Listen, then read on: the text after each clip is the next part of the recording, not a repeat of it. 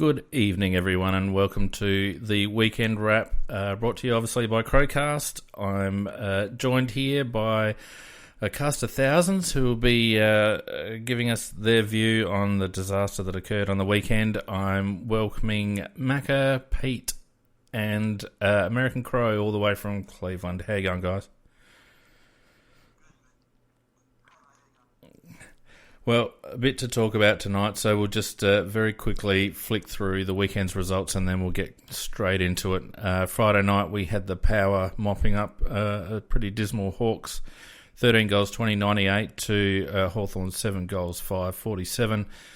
Even then the margin probably flattered Hawthorn a bit, and the Power travelling all right at the moment, guys.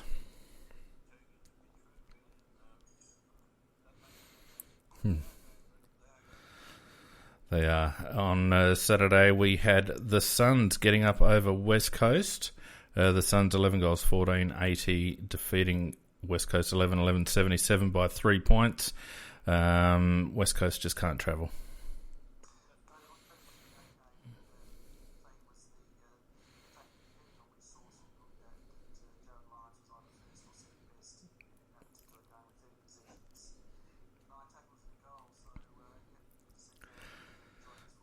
It certainly is.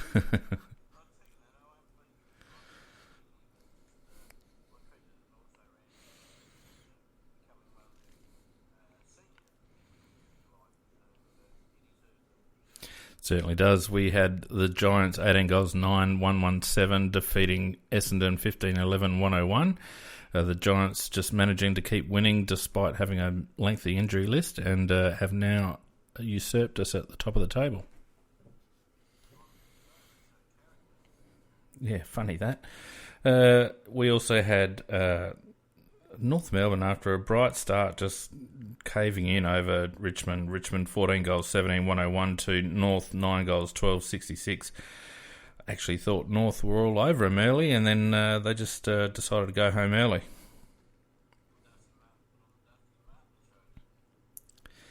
Yeah, it'd be handy to have, wouldn't he?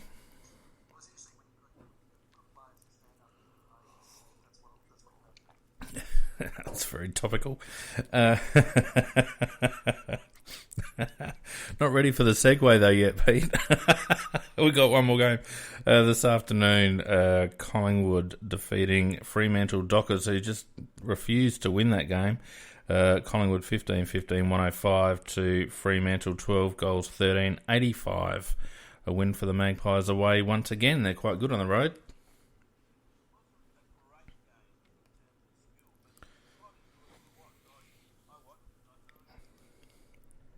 It's good just to see teams crack in, really, isn't it? Despite, whether they're good or not. Yep, and obviously the game that we're all concerned about tonight, another bloodbath down at Cardinia Park, the scoreline flattering Adelaide in the end. Geelong 13 goals 18-96 to Adelaide 10 goals 14-74. Margin of only 22 points, but really it was all over at half-time.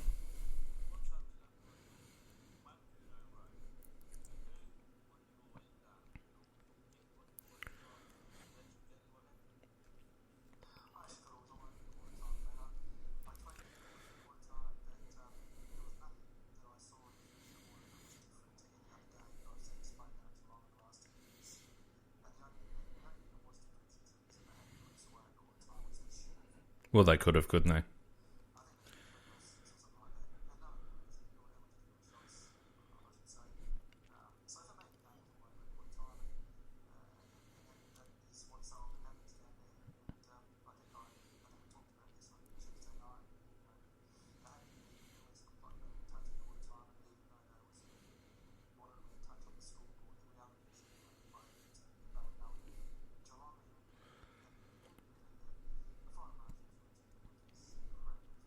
Yep. How'd it look like from Cleveland, AC?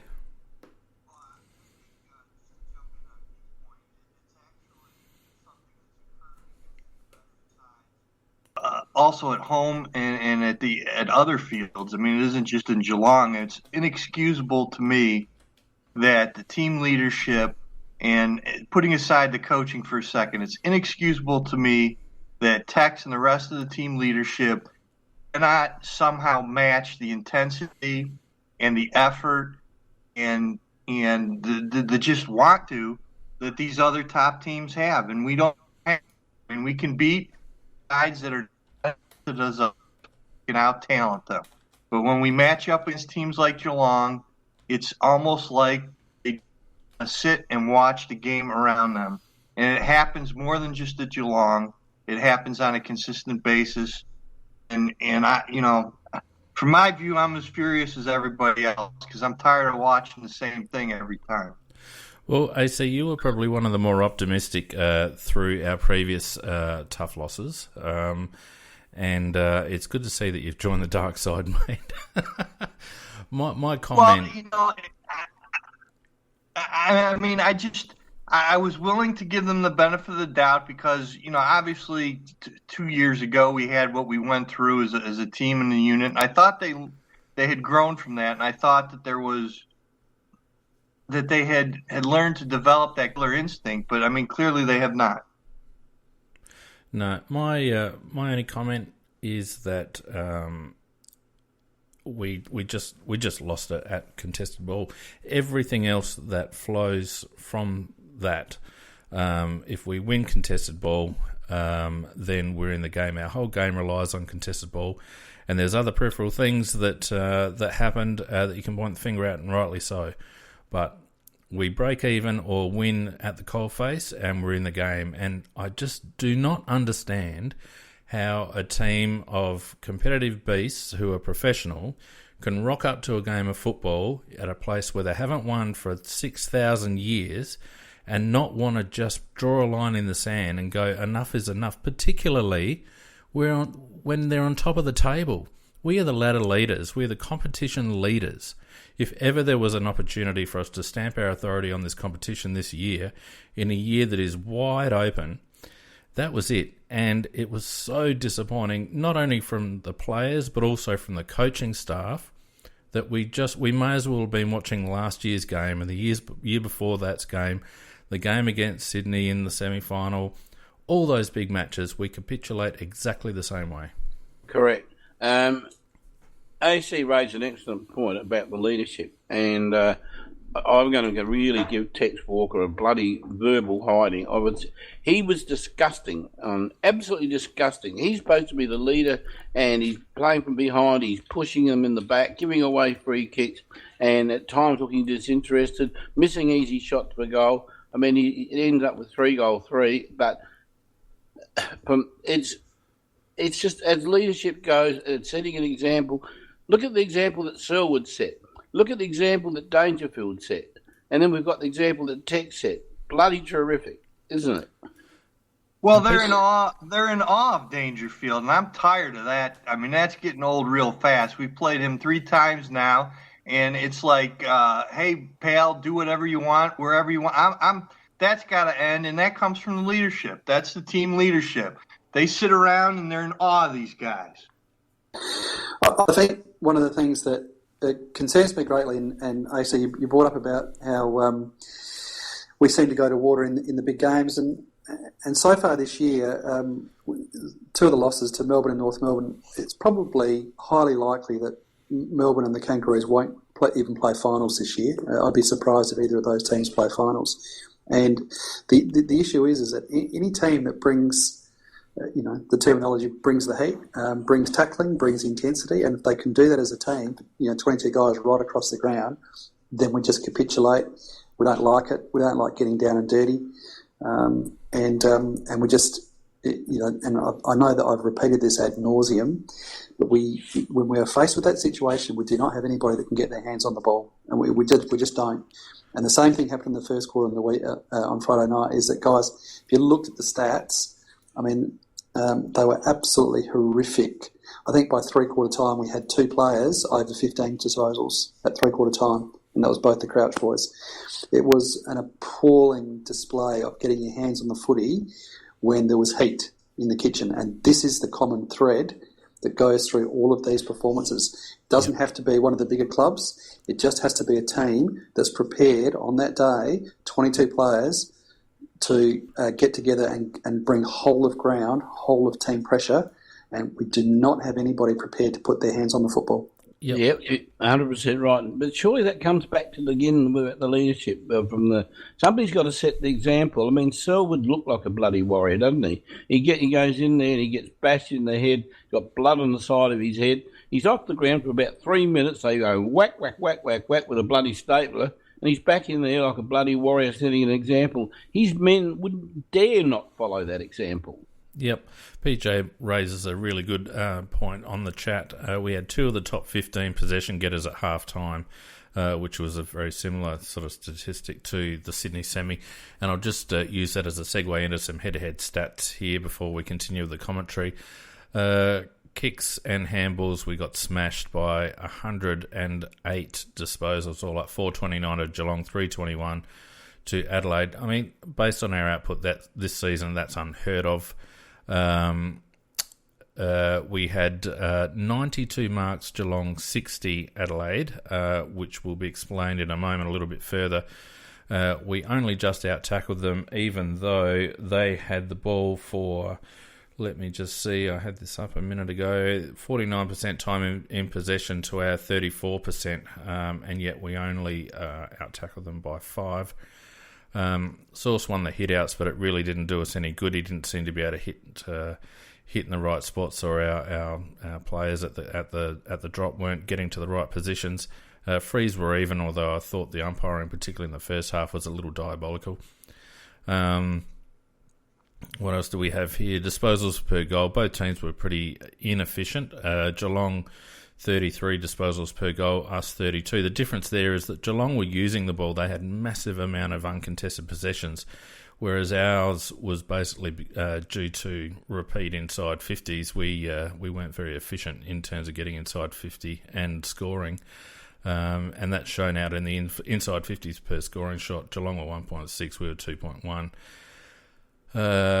We had 51 inside 50s to 52, so we had the ball in there enough statistically, but if you look at the quality of the entries, they were chalk and cheese. Ours were very shallow and rushed, whereas theirs were far more considered. Contested possessions is where we got smashed. It ended up being 164 to 130, but I think at half-time we had a 40-something differential in contested possessions up to half-time, which just isn't going to win you a game. Uncontested possessions, 265 to 177. As I mentioned, once Geelong got the ball, they were quite prepared to use it by hand and foot to clear space, make the ground wide, and then effectively go forward. They had 318 effective disposals to 218, so that's 74% to 68%. They beat us in marks inside 50, whereas we tend to win that stat when we win. Clearances were even, although again, I'd love to know the efficiency of those clearance numbers. They had more rebound 50s than us, 37 to 32, and that's pretty much the tail of the tape. For me, the 2 key stats there, contested ball and uncontested possessions. No argument about that. They are the key factors and very key factors. But so far, we haven't got onto the coaching staff. No, we'll get there, Macca. We'll get there. Because I really want to stick my boot right up their arse as well. Absolutely. Because if you mentioned the contested possessions, and also if you mentioned the scoreboard, at one stage we were nearly 8 goals behind. And then they had the mighty brainwave. Finally had the brainwave. Let's have 6 forwards instead of 5. Yeah, let's match them up forward. Yeah. Wasn't that a novel idea? And let's put Luke Brown on bloody Joel Selwood finally. Wasn't that a novel idea? And then, you know what happened after that? We outscored them for the rest of the game. That's right.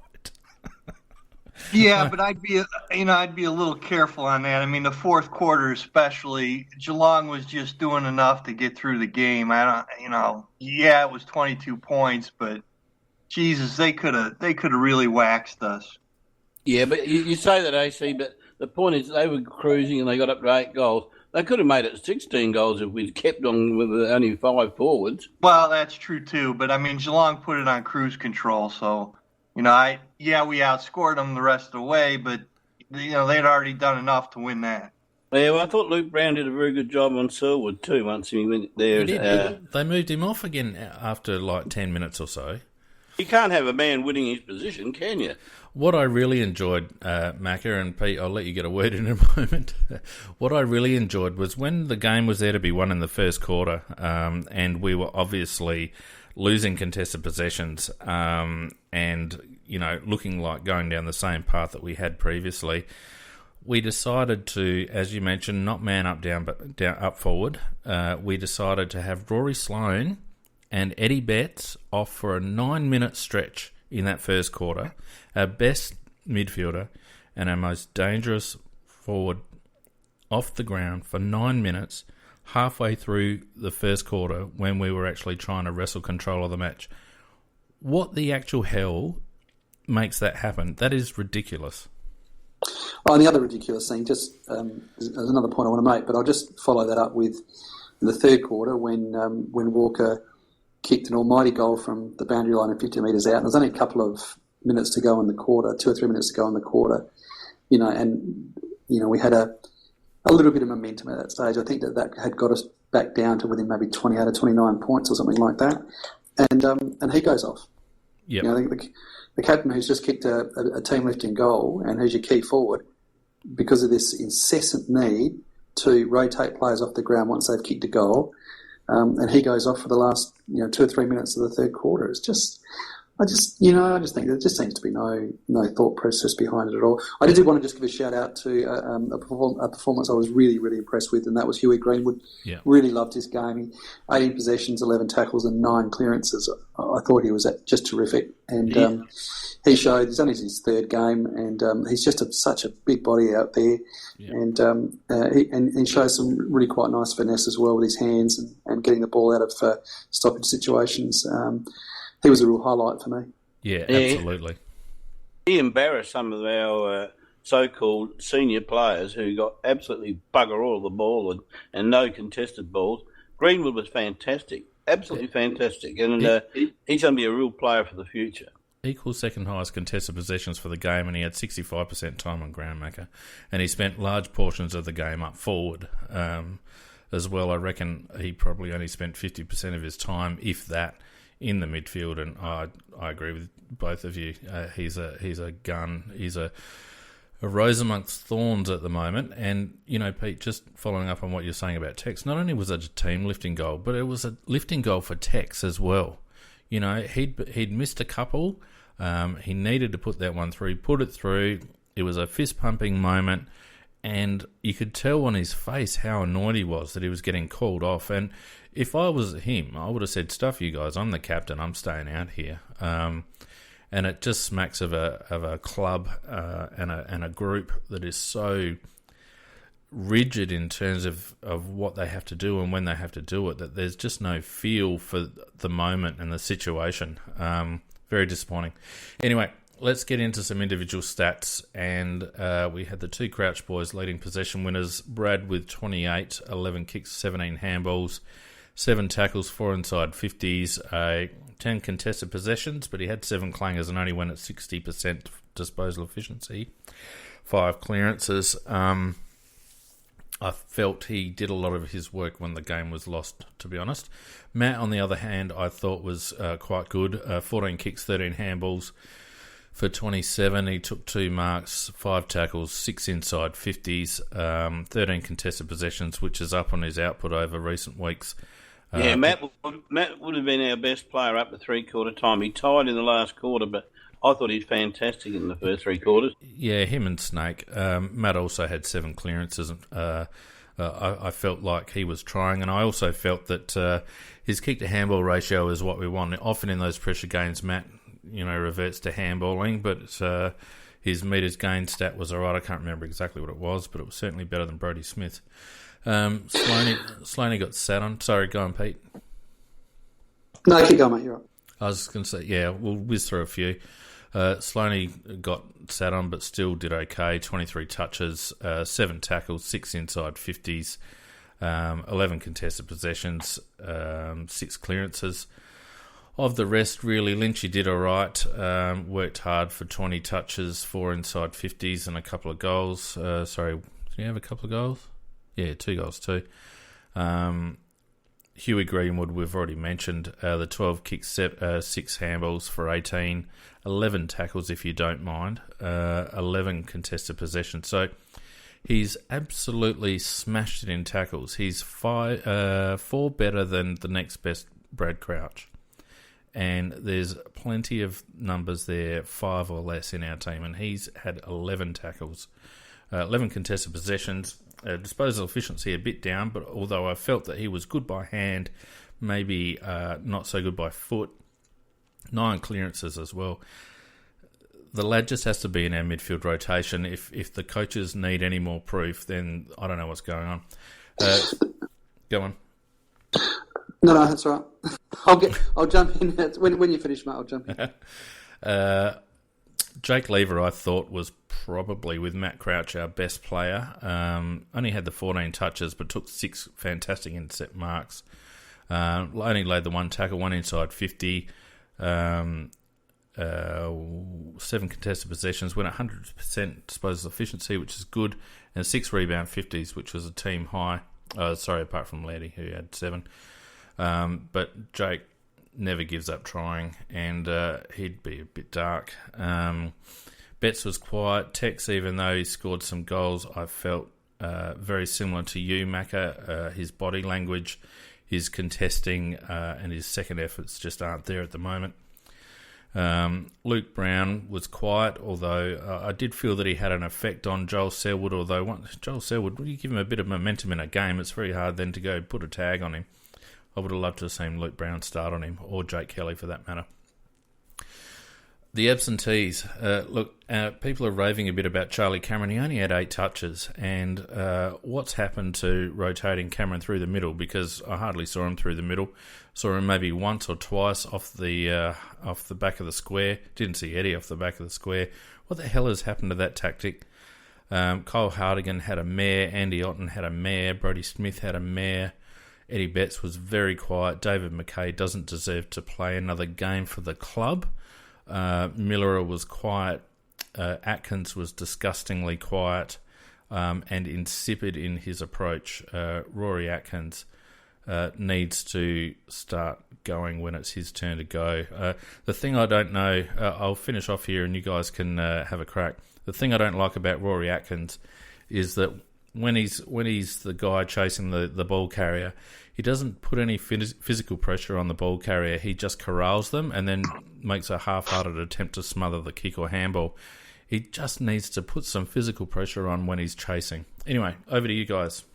Right, I've been saving this one up, so I'll just go back to the Crouch brothers. I've really come to a point. I think I'm comfortable now. I've formed a view in my own mind about the Crouch brothers, and that's that they really are second string midfielders. They are not midfielders that you can that are going to carry the club to any kind of ultimate success. That's not I suppose that is a criticism, but less so of Matt Crouch, because I don't think he ever really came to us as a first grade midfielder. No. I think that he's a third or fourth grade midfielder, and I read something on social media today which I thought was quite interesting when someone said, the great thing about Matt Crouch is that he always turns up, and then the response was, well, yeah, it is true. He always, he does always turn up. But then that just shows that his influence is just not good enough, because we still get these results whether he turns up or not. Yep. So that's never been tagged in his life, Pete. No, and I think absolutely right. And I think and the other thing is, and I think that I'm settled now with Matt Crouch. He's a second grade midfielder. We're never going to get success if we've only got Rory Sloane and Matt Crouch as leading the midfield. And I think that really Brad Crouch, I think he's looking to me as he's a third to fourth grade midfielder. He's really a very, very, very ordinary footballer. Gets a lot of the ball, but he really has no influence on the game whatsoever. Now, I don't know whether it's just the fact that he's been cruelled with injuries or what it is, but I think that we're all waiting, this thing of waiting for Brad Crouch to get back and be this megastar. And I think that there will come a point in time when we have to actually realise that he's just not that player. He's a third string midfielder at best. The only other thing I was going to say about Huey Greenwood is that they've just got to, with him, they really just have to work on his tank, because obviously that's the problem at the moment, is his fitness and his ability aerobically to be able to run through the midfield. If they can just, over the next 12 months, get that tank up, and so he can play midfield minutes full time, then he'll be an excellent player for us. But they've really got to look at, I'm just getting to that stage where you think, can you really play both the Crouches in the same team? Because you just get two players who are just racking up ineffective disposal after ineffective disposal with all of these, pathetic little backyard handballs that they do. And, Matt Crouch has got much better at that. I think, what did he have, 14 and 13? He's actually become... I've got a lot more faith in Matt than I ever will in Brad. Brad just consistently racks up, numbers like, 10 and 18 or, 11 and, 15 or, and it's all ineffective stuff that just gets us nowhere. And they do not have any kind of influence on the game whatsoever. So anyway, that's my piece on those two. Eggs in the Greenwood basket, but really, Brad Crouch, he is, he's a massive disappointment. Yep. What about your boy Rory Atkins, Pete? Yeah, look, I think all of that criticism is fair of Rory. I think that I will say this in his defence and in the defence of Brodie Smith and a couple of guys like that is that how those guys play, and Miller as well, how those guys play is, generally speaking, quite a result of how the midfield generally plays. So you've got those guys there to play outside midfield minutes. Now, I know what you're saying, but it's got to be when it's their turn to go, and I agree with that. And I'm not going to take opposition to that at all, because I think that he doesn't attack the body hard enough, and he needs to, and I think that's true. But the problem is that when you're getting absolutely butchered on the inside of the contest, these guys like Atkins, Miller, and even Brodie Smith, they're just not going to get much of the ball, and they don't win their own ball. Now, you can, that can be a criticism as well, but they're not setting up around the contest to be winning the inside ball. They're setting up to be used as outside runners. And when we are on top in contested possession, then Atkins is playing well. So I will make that excuse for him, that he is a little bit reliant. He's a second, third in line, and he is reliant upon those at the coalface to do their job. And when that's not being done, then they can end up being starved, those guys. But with all that said, no argument that his attack on the body is poor. Just on your comments, Pete, I have to agree with Brad Crouch. He is a very major disappointment, given what we paid for to get him and given what he looked like being when he first started. Whether his injuries have made him what he is today, I don't know, and whether he will come good, I don't know. But what we're getting is certainly very second-rate or third-rate. Matty Crouch, I see him. If you draw a graph of his performance, Pete, it's definitely on the rise. And I'm not saying that he's he's not like in the category of the really big boys, but he is a player of the future who will actually always give you a very honest performance. I agree with that. Mate. There's no question with that. I'm much more on the Matt Crouch bandwagon than Brad. I think that you're right. He will always give that honest contest. He'll always turn up. He'll always get his hands on the ball. I just think we have to move away from thinking that he needs class he can around form some kind of combination with Rory Sloane and be a premiership winning midfield. Remember Roger James in Port's premiership midfield?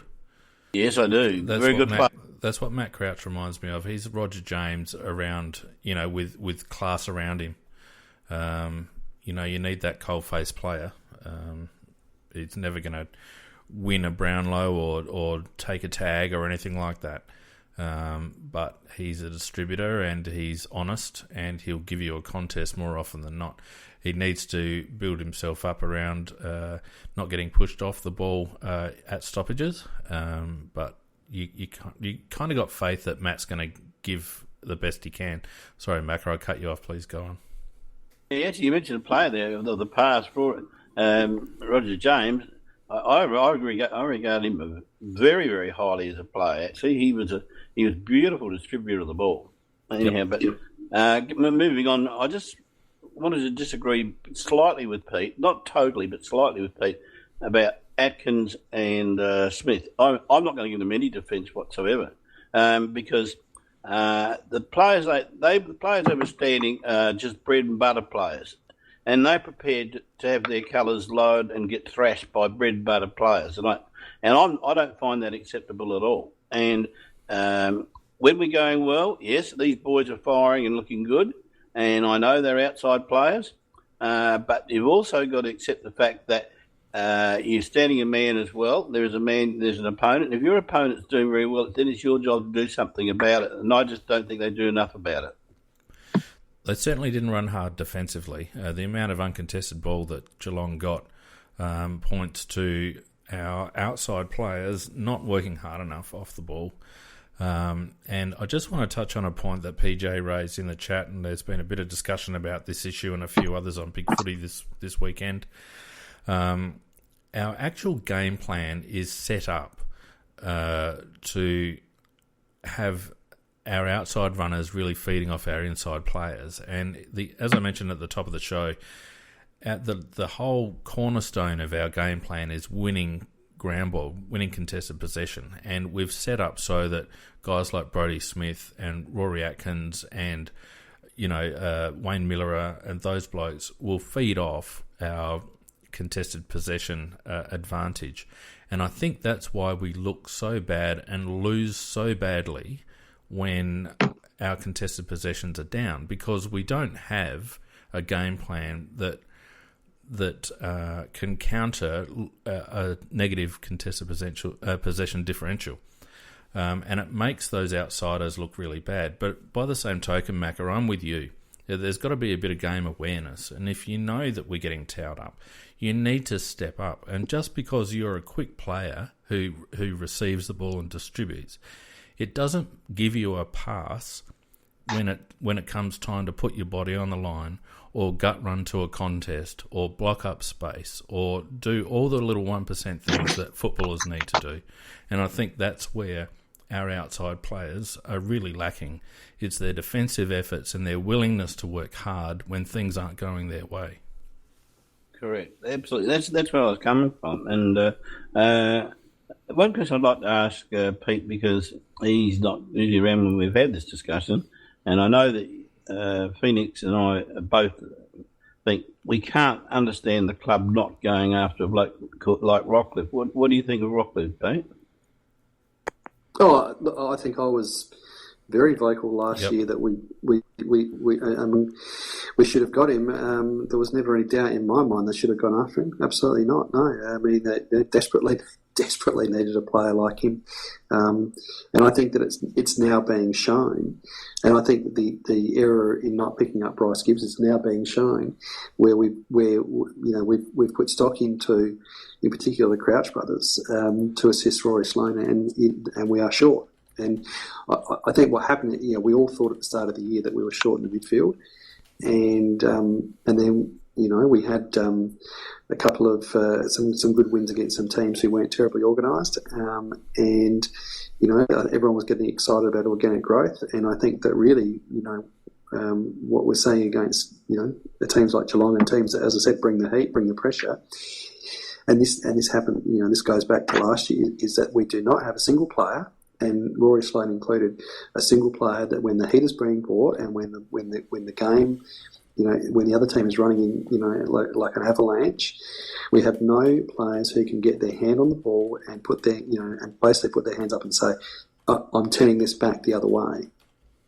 We don't have that player. We don't have that player who can wrest momentum and do something to keep us in the game. Once we're like turtles. Once we're gone, once we're back in the shell, then that's it. It's finished. It's all over. And you could see on Friday night in the first 10 minutes, it was all over. There was never any doubt in my mind. So absolutely, in answer to your question, yes, should have thrown the sink at Rockcliffe. Yes, should have thrown the sink at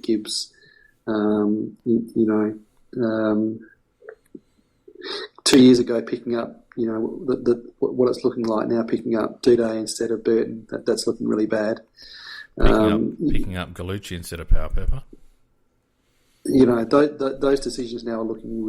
I'm not so much. I don't know so much Jordy Gallucci. I've seen some good things from him, and all reports he played pretty well on Saturday as well. So I'm not prepared to write him off. No. I'm not writing off Gallucci, Pete. And he's a midfielder, and so we need him. We need a hard running midfielder, but Duday is he's not morphed into. I think there was that. Sorry, and this might just be a little bit off track, but this is just until we raise the issue of players being brought in. I think that Duday comes in, we think, surely they're not going to spend a first rounder on a third defender, and maybe he's actually going to morph into a midfielder or something like that, and he's going to be some super. Well, he's not. He's playing decent footy as a third defender in the Sandfall, and it really looks like he's just sitting there waiting for. Trying to get to the front of the queue of the whole lot of other third defenders that we've got. In the meantime, Burton is just absolutely tearing the AFL apart, for a first-year player, and it's just looking like a really, really bad decision.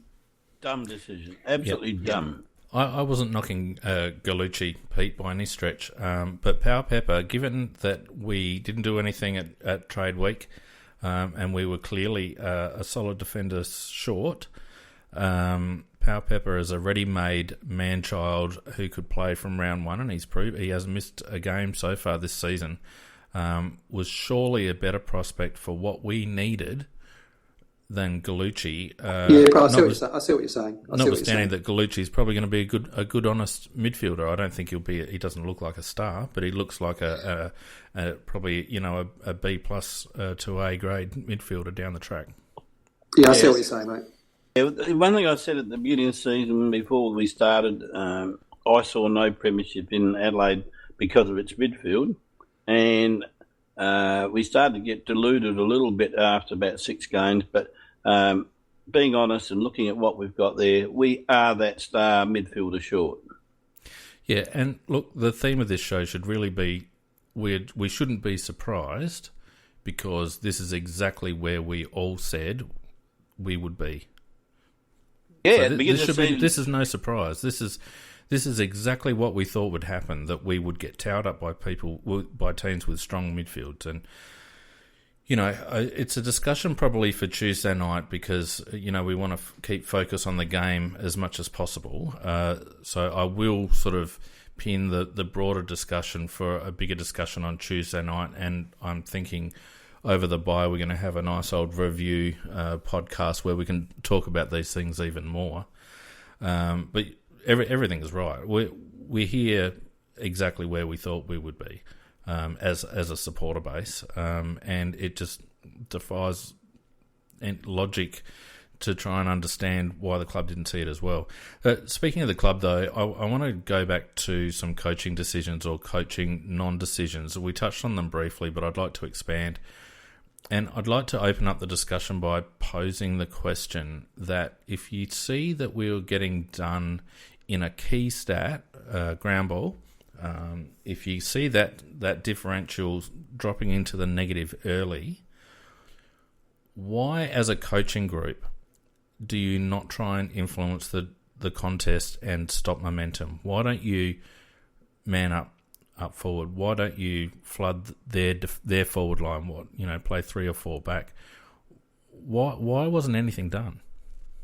Yeah, that gets me, because when we did do something about it, eventually when the game was well and truly lost, then and I know that AC said that Geelong took the foot off the pedal a little bit, and they may have a little bit, but having said that, it doesn't deny the fact that it went from nearly 8 goals back to under 4. So, I'm totally with you, Phoenix. You don't keep doing what's failing. There was a key moment early in the second quarter where it started to blow out really sharply after we'd sort of hung in there for the first quarter. And I would have thought the coaching staff would have thought at quarter time, all right, we're going to just let this flow just for a minute or 2 longer. But if it gets ugly, we're going to change things up. We could have shut that game down and frustrated the hell out of Geelong for 2 quarters by crowding the contest, chucking numbers behind the ball, disrupting, causing mismatches, the whole thing, and then had a run at them at the last quarter when Geelong are out on their feet trying to get through a massive flood. Notwithstanding the fact that we didn't tag Selwood at the start or man up forward, the inaction by our coaching box when it was very clear to everyone watching within the 20 minutes and certainly within 5 minutes of after quarter time, we were going to get done the same way. And for the coaching staff just to allow the team to get done the same way without doing anything to change it or to halt momentum or to change the manner in which the game was played, what are we paying these guys hundreds of thousands of dollars for? Why? What value are they bringing to the team? Well, I think you're identifying, when you say coaching staff, to me, it starts with Pike. And so one of the questions that you're raising, and it's a good question maybe to kick around, is perhaps he's not a good in-game manager of the game. That we pointed out that Tex kicks a goal and the system calls for Tex to come off, and he comes off.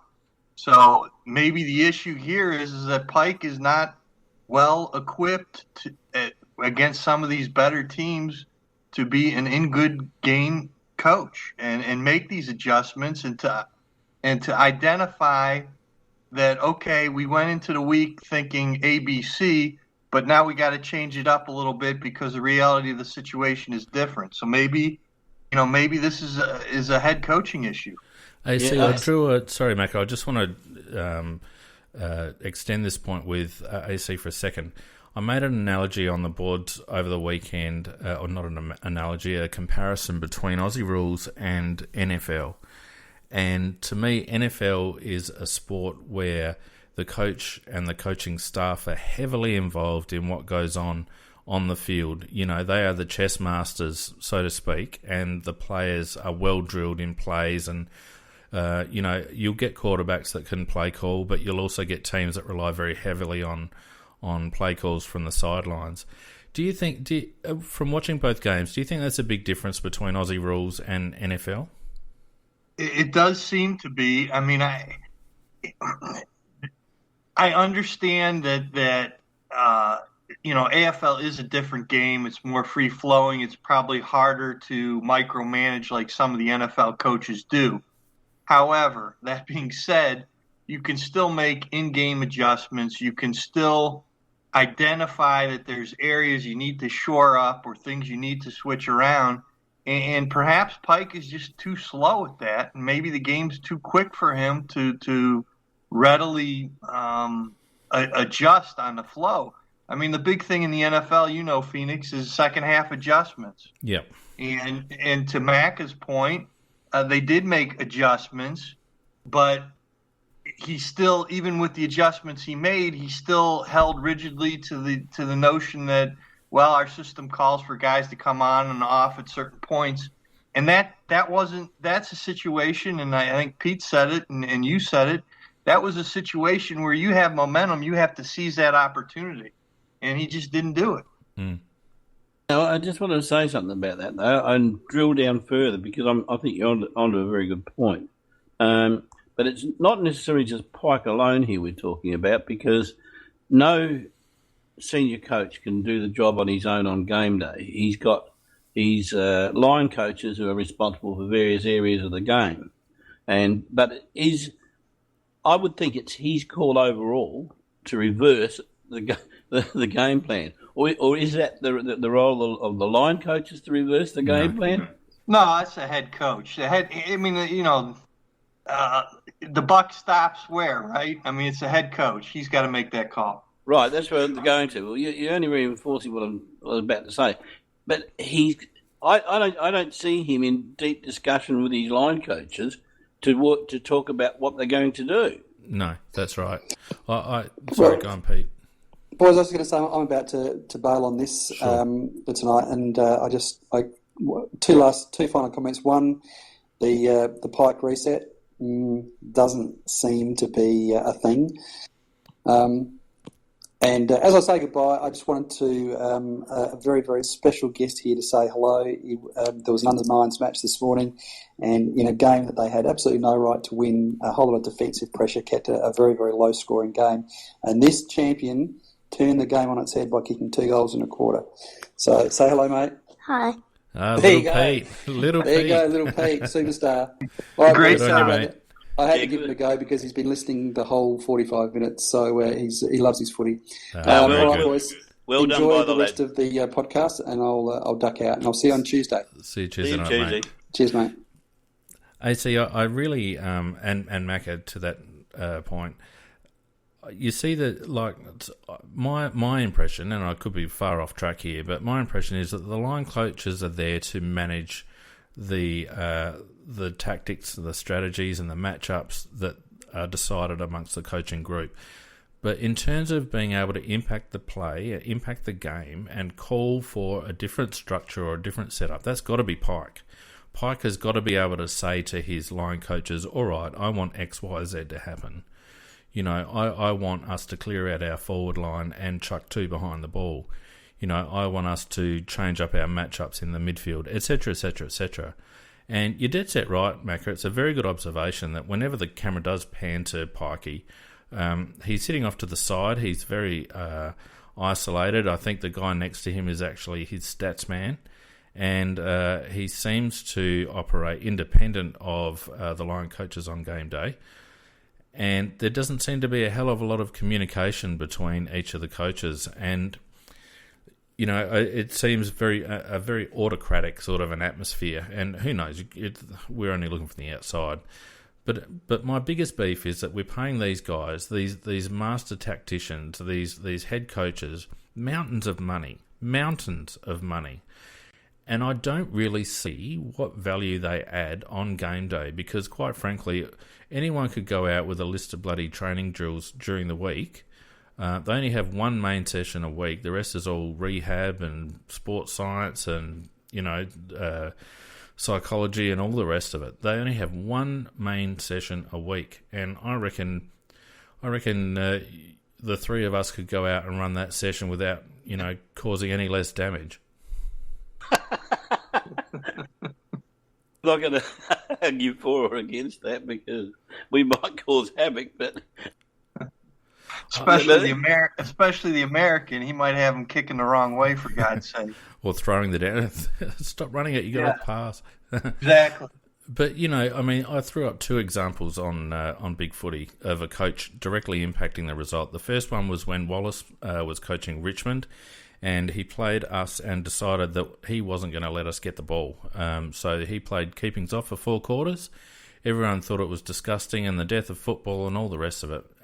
And yet he got the 4 points for Richmond. We lost a game, and we didn't lose that many games that season. The worst game to watch ever, that one, but they won the game. They got the 4 points, didn't they, Macca? You know, it's about a coach imposing himself on the game with a tactic that may not win popularity contests, but certainly won that particular game. And the other one, of course, was the famous 97 grand final, Macca, where some genius decided to put an unheralded defender up forward in the first half, and then after the shock value of that wore off, he decided just to clear out in the second half and let an absolute champion work his magic up forward, and it won us a grand final. Yeah, well, there was a genius behind it, a mad genius, but a genius behind that. But, you know, well, and the thing is that they're both examples of coaches having a direct impact on the game. And yes, they were, you know, overall strategies, although Malcolm's second half strategy was mid-game, whereas Wallace went into the game with that plan. But when the game needed to be shut down on Friday night, when you could see that they were starting to smack us around in close at the coalface, what we needed to do was actually start to turn the game ugly. We needed to shut it down. We needed to frustrate Geelong, to limit their scoring opportunities, to keep the game close, so that come final quarter, when the game's there to be won, we were in with a sniff. And then you open up the game. Geelong find it hard to adapt, and you give yourself a chance. I just don't understand how something like that doesn't happen at professional level AFL football. Well, it doesn't. It didn't. I have seen it happen in other games, but not necessarily ours. But we seem to have this set pattern, and we keep, and I understand it's good having faith in your game plan, but also the smart person also works out we're not going to win if we stick to it. Yep. The other thing is obviously selection, guys. And look, I don't want to spend too much time on David McKay. I think we're all in agreement that nobody outside of West Lakes understands why David McKay is still getting selected. Am I wrong? What do you think, AC? Well, I mean, who are we saying we want to replace him with? That's always my question. And you guys know I don't follow the SANFL as closely as you guys do. I'm just not there, and I don't see those games. So my question to you is, who's his replacement?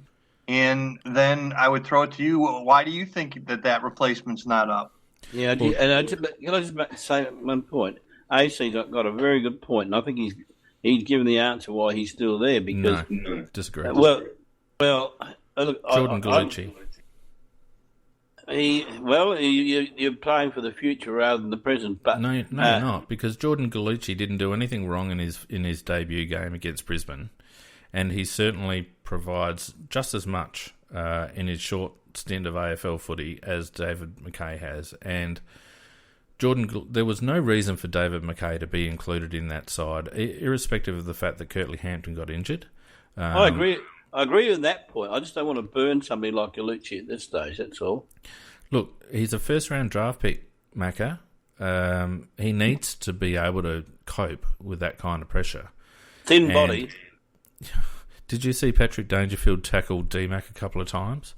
It was like he was tackling a piece of fairy floss.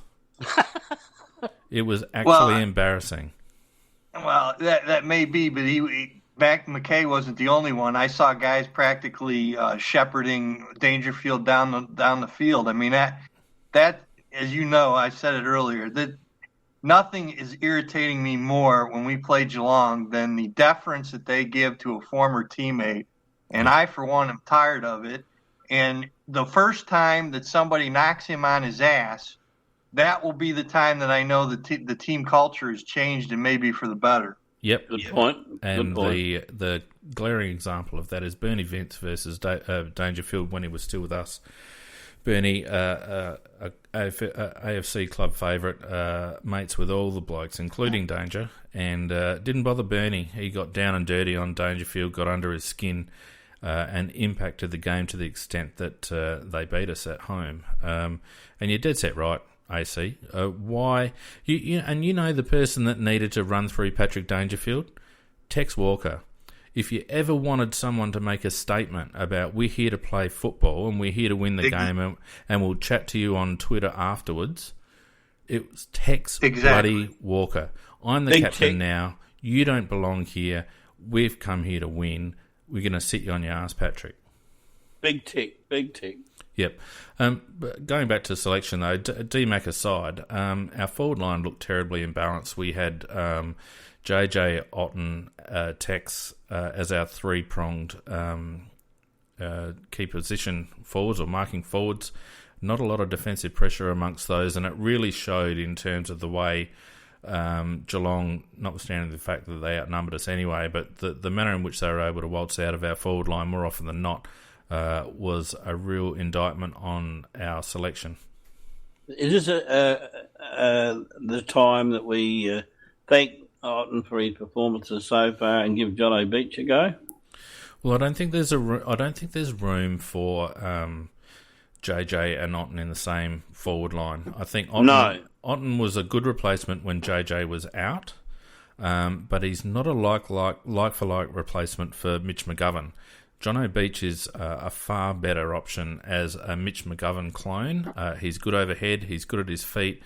He's a physical performer. He doesn't mind getting involved physically. and he can play up the ground. And I reckon Jono Beach would have been the one. And you're right, Macca. Otten's played some very good minutes for us this season, and it's been fantastic to see him. But he's a backup player. Yep, and I think Beach has definitely got to come into the side. And we don't know what's going to happen down back. Otten may become a replacement down there. It depends how that ankle comes up.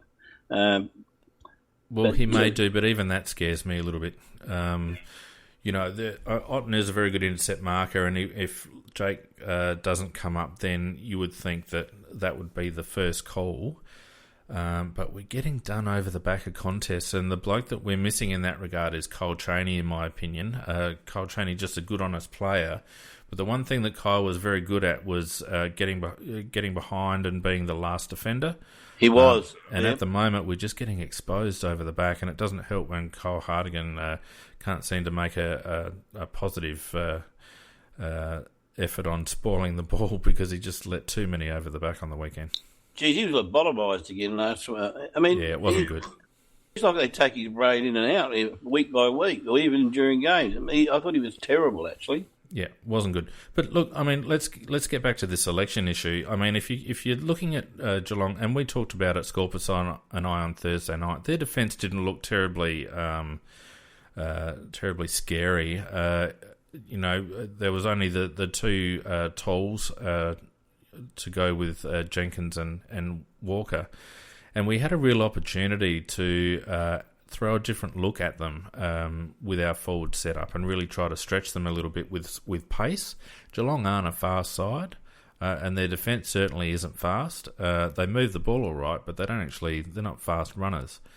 But by going in so tall and slow, we seem to play into their hands, and perhaps it was our attempt at countering their extras behind the ball, giving ourselves some more marking options.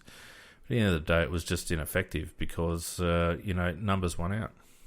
Yeah, before the game started, I went through the lineups and looked at their team versus our team. And bear in mind, they've got Selwood and they've got Dangerfield. But apart from that, and when you looked at it and went totally man for man, we had more pluses than we had minuses. Yep. And I thought to myself, I know we're going to lose, because I did pick us to lose because of the way that I knew we'd played the way we did, and we repeated it as we always do. Yep. But having said that, on paper, we should be winning. Yep, I felt like Otten and Jenkins, though. And I think the knock-on effect is something that you touched on at the beginning, and notwithstanding his attitude and body language, but I think Otten and Jenkins in our forward line actually has had an impact on Tex as well in terms of his output. I think Tex is struggling to find space, and he's clearly carrying something because there was lots of talk about him being a late out, and Jono Beach was a travelling emergency, which is unusual, not to take a running player as your travelling emergency. So clearly Tex was in doubt. So he's carrying something. It's a clogged up forward line. And I don't think the structure is doing him any favours, but he apparently isn't very happy about it because his body language is horrendous. I also don't understand why Cameron isn't getting more minutes in the midfield, Macca. I don't know whether you see it the same as I do, and AC, you can chime in here as well, obviously, but I didn't see Charlie around the contest very much. He played up on the wing a little bit, but what happened to running Charlie through the midfield? What happened to that? No, that didn't happen. It did once. I remember once it did happen, but that was about it. I don't remember seeing Eddie do it at all. And that might be we missed it, but it certainly wasn't done as frequently as it's been done in the past. No, and they actually did it with Guthrie a couple of times to better effect, and Guthrie's been putrid this year. I hated that because he's been, as I said to my wife, he's been playing like a dog this year. Yep. And yet he was made to look good. Yep. And he has a habit of doing that against us as well, Guthrie. But when you allow him to run off half back, you got to ask the question who was actually running with him, and that's where someone needed to be side by side, and the obvious one would have been Cameron, I would have thought. We can have a crack at Kyle Hartigan and Daniel Talia. I didn't think either of them had great games. No, Talia down there. But Geelong had 19 scoring shots from their first 25 entries, Macca and AC, and only 4 of those scoring shots out of the 19 were from their key tools. There was 11 or 12 from their midfield brigade. So it just shows you where we were breaking down. And you and I both know, Macca, and it's probably obvious to OC as well, that as a defender, particularly a tall defender, when your midfield are getting crunched, that you can be made to look very stupid. Yeah, I understand that, and I think Talia was a bit of a victim of that. But I really was disappointed with Hartigan in the way he approached it. Even when he was thumping it, he was thumping it straight to them rather than where we had players. It was very panicked. There was little thought in it. It was very panicked. Half the time he would make a decision to go for the spoil and his eyes would be closed and it'd be a wild swing, and half the time he'd miss it altogether. And it was very clear to me that they just cleared Daniel Talia out. They actually moved, or from where I was looking, they actually moved Harry Taylor up the ground a bit more and cleared out their forward line and pretty much went through Hartigan's man all night, whether it was Hawkins or if there was a bit of a switch up and Hartigan was on someone else, they still went through Hartigan's man. Well spotted. I'm sorry, actually. That's all right. I mean, Phoenix, you hit on it. They identified the weak spot and they absolutely exploited it. And stating the obvious, as you guys have said, he played a stinker of a game, no question. And Phoenix is on right on the money, actually, because I was kept thinking, why is Talia not in the play and why is it always Hartigan? Yep, it became apparent to me in the second quarter that they were just playing through Hartigan the whole night. Their forward line was very open. They had, 1 or 2 smalls running through there. Daniel Menzel was through there. Nakai Kokatu was running in there. A couple of others, but essentially their one key was Hawkins, and that also feeds into what we were talking about with the coaching staff. I mean, exactly. Certainly, if we could see it, they could see it, and absolutely no help was given to Hartigan. Exactly, and no one was getting behind the contest. They got 2 or 3 goals from the ball coming out the back. And that's where Kyle Chaney usually sits. And not only that, but Chaney is usually the one to be that third man up. It's not usually Hartigan that does that. And I think Hartigan benefits very much from having a Lever or Chaney when he's playing coming in over the top. Chaney's quite good at it. And I do think, despite Jake Kelly putting in 110% every week, once Chaney is fit and it doesn't look like he's quite ready to go just yet, he needs to come back into the team, perhaps at Jake Kelly's expense. Although maybe Jake Kelly is our designated tagger, Macca. I think that's exactly what he is. He's certainly got mongrel and endurance. He plays close. So he may well be quite good at that role. Yeah. You'd think that we need Seedsman back in the team because when we have Brodie Smith tagged, we've got no other rebounding defender. Rory Laird is a distributor, but he's not a rebounding defender. Jake Kelly hasn't got any penetration on his kicks or lacks the confidence to be aggressive with his disposal. Luke Brown plays too deep most of the time. So we struggle to get rebound when they sit on Brodie Smith. And, we all identified it before the game that they were going to sit on Brodie Smith. They were going to sit on Rory Sloane. That's exactly what happened. And, there was no surprises with any of that. No attempt to counter it, which is where we needed to have maybe Cameron behind the play, But so you would think that Seedsman needs to come back in. I would suggest that you need Chaney to come back in as well.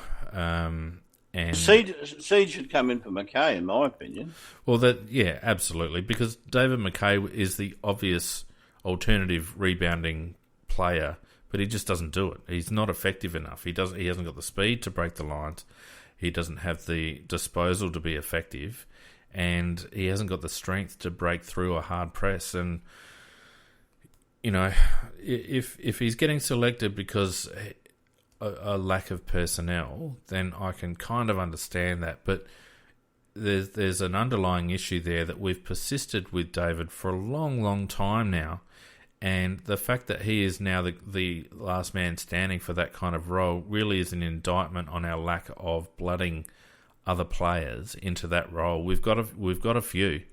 We've got Harry Wigg in the twos. We've got Jordan Gallucci coming through.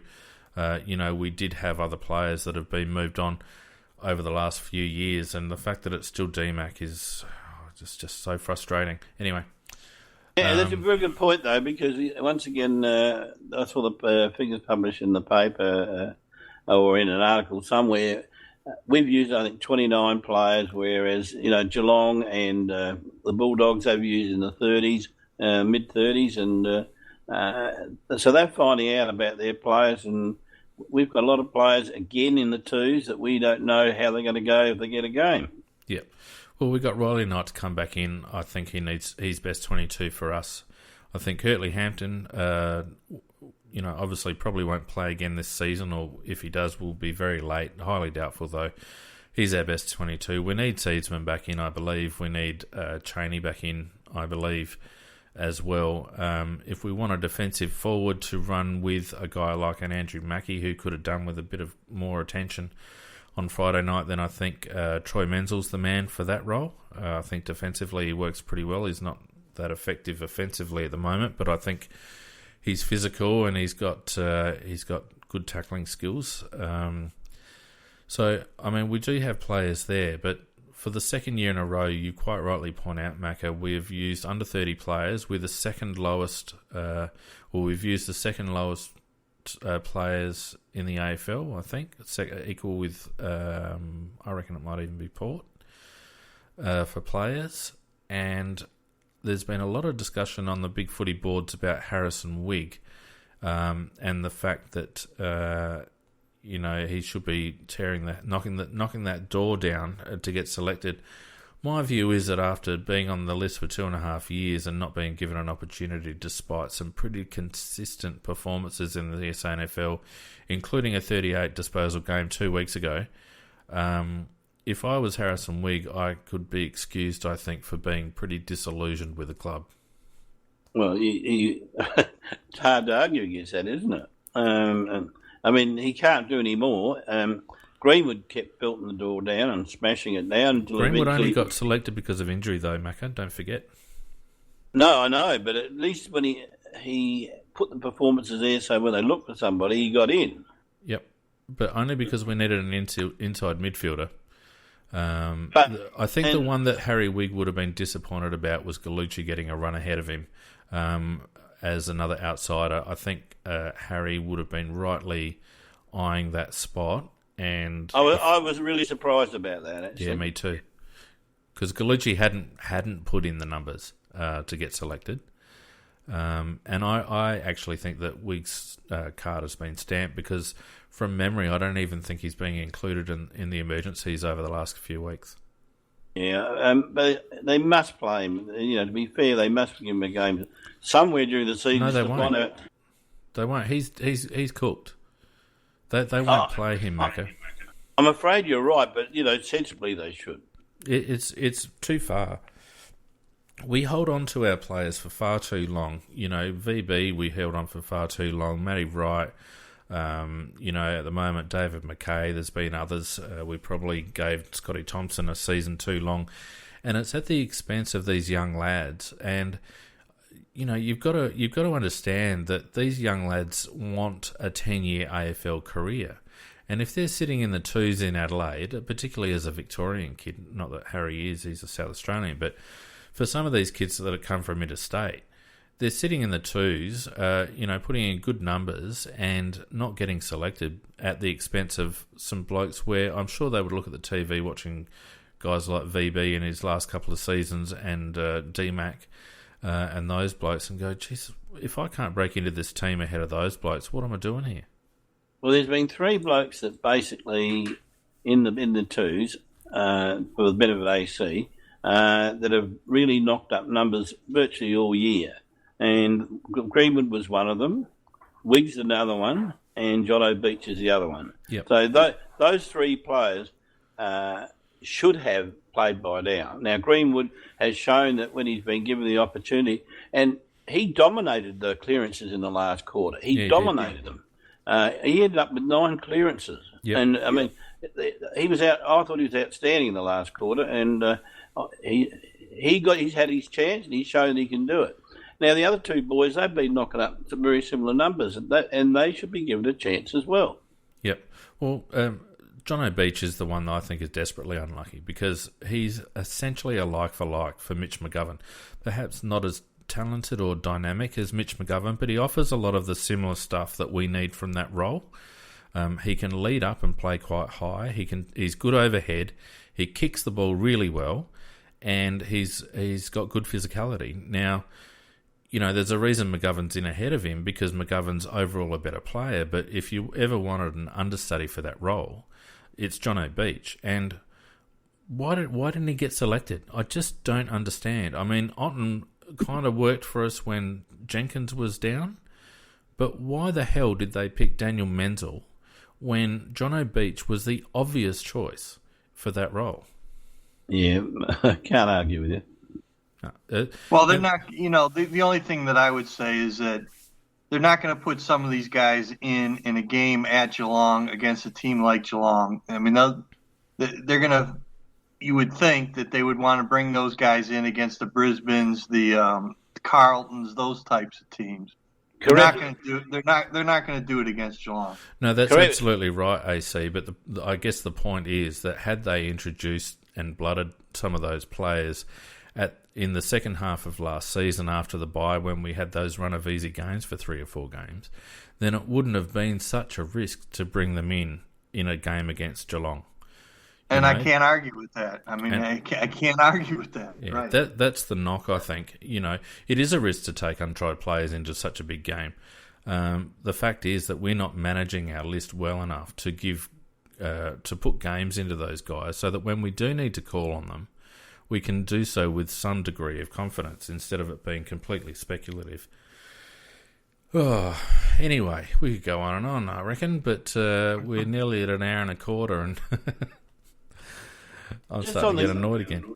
Now, just on the game now, Hawkins gave Matty Crouch a bit of a knuckle sandwich.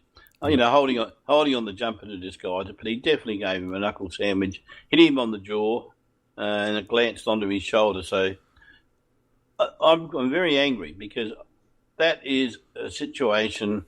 Now, every coach normally says, well, I didn't see it, or we'll just leave that to the match committee to work out.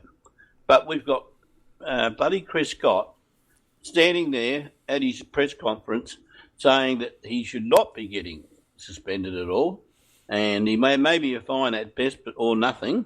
And then we've got the player come out today, and he's saying what he did and what he should get as a result. He's saying I should get a $1,500 fine.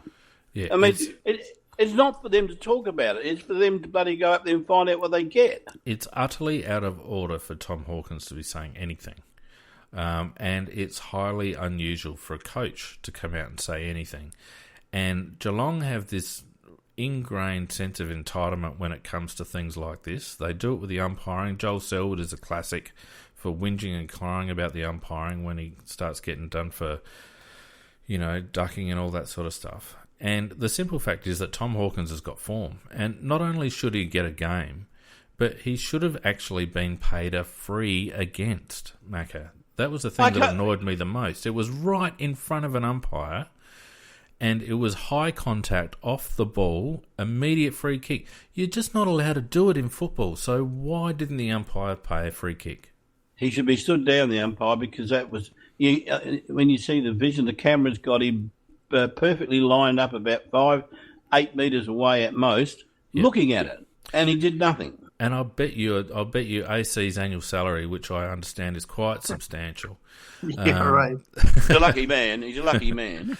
I bet you AC's annual salary that if Matt Crouch had retaliated or Brad Crouch come in and retaliated in a similar fashion, it would have been a free kick to Geelong in the goal square. I almost guarantee it. Almost guarantee there's no question. Right. No question. And the other thing is they were the beneficiary, and we didn't talk about this, but I thought it was certainly a momentum changer. I think it was in the first quarter, might have been early second, where they took a mark outside the line. I mean, I understand I'm not as nuanced as you guys with it, but he clearly took the mark outside the boundary line. They let him play on, and they got a goal out of that. Yeah, correct. And that was a big. That was a big momentum changer there. Yeah, that was very, very hurtful. That one, that particular goal. I felt what killed us, despite the free kick count being quite even. What really made it difficult in the first and second quarter in particular was the non-frees that were paid. Incorrect disposal, like unbelievable. The amount of times that Joel Selwood and some of the others in the Geelong camp, when they get tackled, they don't actually just let the ball go. They actually thrust the ball to a teammate. It's incorrect disposal. You know, there's one thing for a ball to be knocked out in the tackle, but to thrust the ball, not handball it, but basically throw it, but it's more of just a push to a teammate, that's incorrect disposal every time. And that's something that's been, at least I've seen, go on for a number of games. I mean, that's more a league-wide issue, and guys are finding out that umpires are reluctant or inconsistent about calling that, so they're going to try to get away with it. And they're getting away with it. They are. Exactly. And it's turning the game into bloody rugby. No, they're rugby passes at the moment. Yeah, and I know we want the game to flow and all the rest of it, but rules are rules are rules. And why would you tackle somebody? Because when you tackle somebody, you're committed to that physical contest. And what happens is that then you're basically out of the play if the ball spills free. And if players are allowed to just nudge the ball away to the advantage of a teammate, then we're going to come to a point where players don't want to tackle anymore because they're either going to get done for a high one because someone's going to shrug the tackle high, or they're not going to get rewarded for a good tackle, A, because the bloke's about allowed to do a 360 turn looking for a teammate, or B, he's allowed to just nudge the ball into the path of a teammate, you know, whilst everyone else is committed to where the contest is. Why would you tackle? Well, we certainly followed that line because I thought our tackling was atrocious at the time. We didn't stick one. You know, seriously, you mentioned a very good tackle by Dangerfield where he half killed McKay. Twice. Yeah, he really ragdolled him. And then yet, when it was time to tackle Dangerfield, you see these feeble little hands go out. Not a whole body and arms and trying to wrap him up, but little kitty's hands go out and he just brushes them aside. I mean, it's just not good enough. And Atkins is very guilty of that too. I'll tell you something that I noticed, the difference between our tackling technique and Geelong's. And I think it's the reason why Geelong gets so many high frees, because they're able to shrug the tackles up high. When we tackle with both arms, right? But one of two things happen. We either don't pin the arms, which happen quite frequently on Friday night, in which case they could just, get free and dish off a handball. But when we do happen to pin the arms, we're tackling with two arms straight away, so two arms simultaneously, which means that when you're tackling with two hands, you no longer have any leverage, so it's very easy to shrug the arms up. What Geelong do when they tackle with one arm first and then wrap the other arm around. It's a two-pronged tackle. And to me, that when you think about that process, Macca, you play the game so you understand what I'm talking about. If someone tackles you with their left arm first and then comes around with the right afterwards, you can't shrug that tackle high, can you? I know what you're getting at, and it's a horrible feeling when you've got that second one coming to pin you. Yeah, whereas if you're tackled both arms simultaneously, generally it's less powerful because there's no force. Like it's very hard to clamp two arms around someone when you're both moving. So, and secondly, the tackler doesn't have as much. There's not as much strength in that. It's hard to explain without demonstrating it. And I'm sitting here waving my arms around, but Like it just seems to me that it's much easier to shrug a tackle high when the two arms go around it simultaneously. Whereas I notice with Geelong the way they tackle, when they're trying to tackle someone who's got momentum, it's one arm first to stop the momentum, and then the other arm comes around afterwards to wrap them up. And under those circumstances, it's very hard to shrug that high. They put the one arm across the front, and then, as you say, the other one comes around. But I think the two-arm tackle is should only be applicable if you can get the body there as well. Exactly. Because then you've got everything to wrap them up with. But McKay, Atkins, Miller, they tackle with hands and they just arms coming out but no body, and so they just knock their arms away. Yeah. Anyway, look, as a final comment from me, and you guys can have a turn. Extremely disappointing. It was the game that we've all been looking forward to in terms of being the real indicator of where we sit in the pecking order, and we were found severely wanting. Very lucky that it wasn't a 40 or 50 point loss, and it appears that the club hasn't benefited from organic growth, doesn't have alternative strategies, and the problems that were apparent during big games last season, in particular the Geelong matches and also the Sydney semi-final, have not been solved. And most worrying for me is there doesn't seem to be any fight in the dog when the going gets tough. And I talked on the footy boards about the Hawthorn line in the game, Sand Macca. At some point, we need, because we're a laughingstock in the comp now. We're weak as piss to every other team. Every other team knows that you bring the heat against Adelaide and they'll fall over. At some point, the Adelaide Football Club, collectively and as a playing group, has to draw a line in the sand. And I don't care if we go out against St Kilda next week and if they bring the heat. I don't care if we get 6 suspensions. I really couldn't give a shit. I'm just sick and tired of watching us bend over whenever a team decides that they want to bring the heat. Well, we'd be lucky to have had 6 suspensions in your lifetime. Yeah, that's true. And when we do get a suspension, someone trots out a DVD. Like Neil Craig. Oh, no, that was one of the most stupid things ever. No. Yeah. That was terrible. Yeah, it's starting to become a little embarrassing to barrack for this football club. And I know we're only supporters and, it's quite dangerous. It's just our hobby.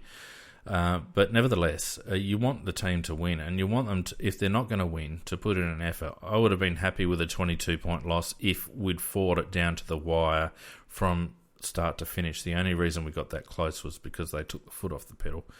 And it was a pathetic performance, as Squibby points out in the chat, and insipid. And I'm tired of seeing those performances whenever the heat is brought. Well, I don't know whether you watched the GWS game at all. I watched it and I admired that Jake Kelly. He is one of the most phenomenal footballers. Josh Kelly, sorry. One of the most phenomenal footballers I've seen. They try to tag him, but he just keeps moving and moving and moving. And he ends up with, like a dozen tackles himself. He in 38 possessions, he's just 38 possessions at like 80%. Like no, 90-something%. Yeah, he's an absolute machine, and they're all talking about Martin for the Brownlow. He's got to be a real smoky for the Brownlow, I reckon, Josh Kelly. One of the best footballers I've seen as a pure footballer for so long. Yeah, this guy's got it all. Better than Ablett. Better than Ablett. He's just got it all. They needed a goal to get the lead, and he's taken a mark, and he's 45, 50 metres out, and he just slots it as coolly. He's like ice. He's just brilliant. Yeah, great player. And he's on the market, and I'll tell you what, and we should make a play. We won't get him, but I'd love us to get him. Wouldn't it be great to get a player like that? Yep, we won't. We won't even try. AC, what are your final thoughts, mate? Just that our worst fears were realized. The midfield was identified as an area that we would have trouble with here, and unfortunately, against the better squads, it certainly seems to be the case. He's got it right. Yeah, he's got it right. No surprises at all. Okay, well, look, we'll leave it there. We're obviously going to have a big session on Tuesday night with Tuesday Night Live. Lots to talk about, obviously. There'll be some fallout from this game. And, yes, no Thursday night, but I'd imagine that the following Tuesday night of the bye, we're going to have a bit of a roundup and a half-year review. So thanks, everyone, for joining us tonight. Thanks, Macca and AC, for joining us, and also Peter J. Follow us on Facebook and Twitter at AFL Crowcast. If you're listening on iTunes, you can give us a review and a rating on iTunes. And we will see you on Tuesday night. Thanks, guys. Yeah, pleasure, and I'd love to see AC around again. He's good company. Absolutely. Thanks, mate. Cheers, mate.